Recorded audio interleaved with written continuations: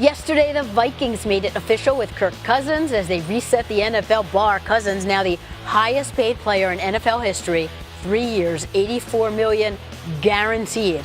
The ultimate goal, stability for the Vikings at quarterback. We're thrilled.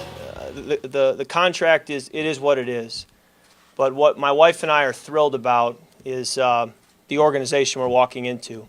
You can talk about being a family. You can talk about having a good locker room. I think all 32 teams will say that. I believe that it's true here.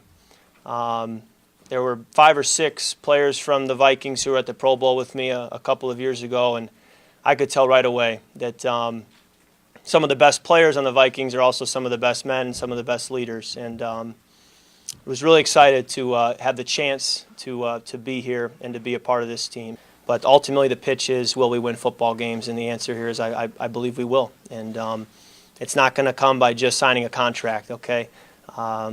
There's a lot of work to be done, but I believe the pieces are in place. And if we stay humble and hungry, I'm really excited about the potential that exists here. You know, this is a lifetime deal. You know, that's the goal. You know, yes, it's a 3-year deal, but the expectation is from both sides that, you know, we'd raise our kids here and that, you know, if everything goes as planned, that I'd be here a long, long time. And when he talks about potential, take a look at some of the skill players around Cousins and how long they're signed for. Only Stephon Diggs on this list is set to become a free agent after 2018. All others are signed through at least 2019. And this was beyond super cute. Yeah. I think they're all in. This is little Cooper Cousins. That's a great name, right? He Cooper is Cousins. all ready for the skull chant. Yeah. Ready? Skull. Skull.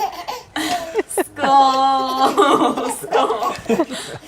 I don't know how they say it. Is that right? Go Vikings. Go Vikings. Good job, Cooper. Cutest new Vikings fan. Yeah. And the stage was set for this introduction Super Bowl week. Remember, that's when the Redskins and Chiefs crafted the trade for Alex Smith, also coming off a career season, officially introduced yesterday. I mean, I think for me, just in obviously the short time till now, I think that it's very clear immediately the desire to win from top to bottom, the competitiveness top to bottom. The stakes, the urgency.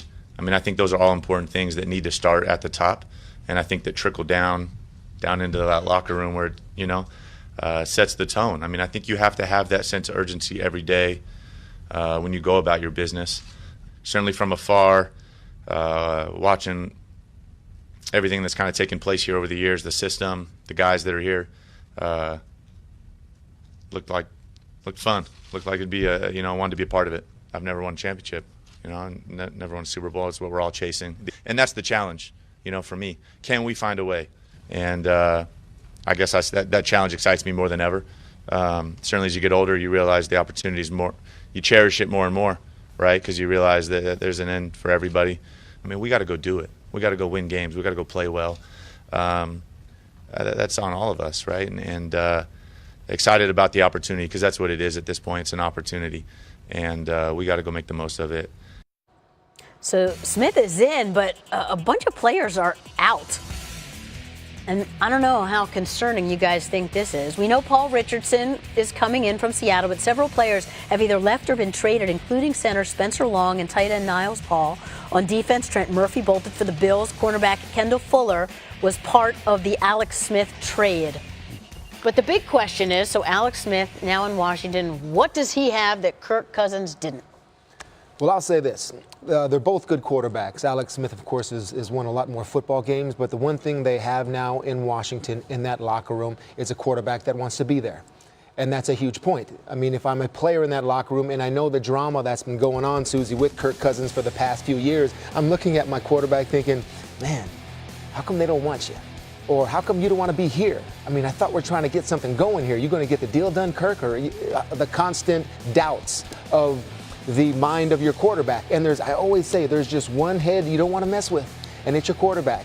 And like all of these quarterbacks that have been signed now by free agency are saying, from top to bottom, we're on the same page. GM, head coach, trainers, quarterbacks, that's the way it should be. It wasn't that way in Washington.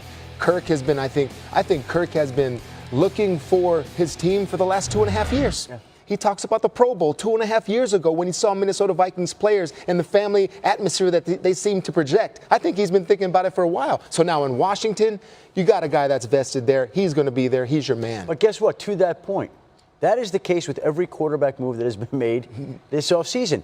Washington didn't value Kirk Cousins, and clearly Minnesota valued him more. Minnesota didn't value Case Keenum, and clearly Denver valued him more. Kansas City didn't value Alex Smith, which brings us back to the fact that Washington valued him more, and that fact that Washington already gave him the type of contract that Kirk Cousins would have taken a few years ago. And so you hope that confidence that the Redskins have shown in Alex Smith, who's been a great quarterback for a long period of time, I think underrated, will help Washington be more productive this season. But Alex Smith had a bunch of sizzle around him last year in Kansas City, and it seems like they're kind of lacking sizzle there in Washington. It does. I mean, the answer to your question of what does Smith have that Cousins doesn't is a long-term contract from the team in Washington. So that's a big difference. And to Teddy's point, I do think that there was a two-way street, and that this was a team that never really felt comfortable committing long-term to Kirk Cousins for whatever reason.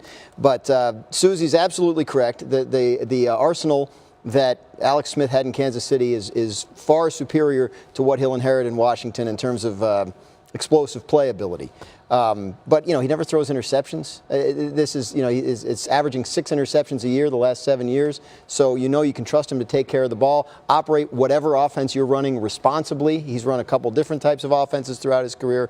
He's a veteran who you can rely on. Not that Cousins isn't, but once it got to the point where they knew Cousins wasn't coming back, I think Washington ended up doing the best they could. They may not have the weapons in Washington, but they do have urgency going into Jay Gruden's 5th season.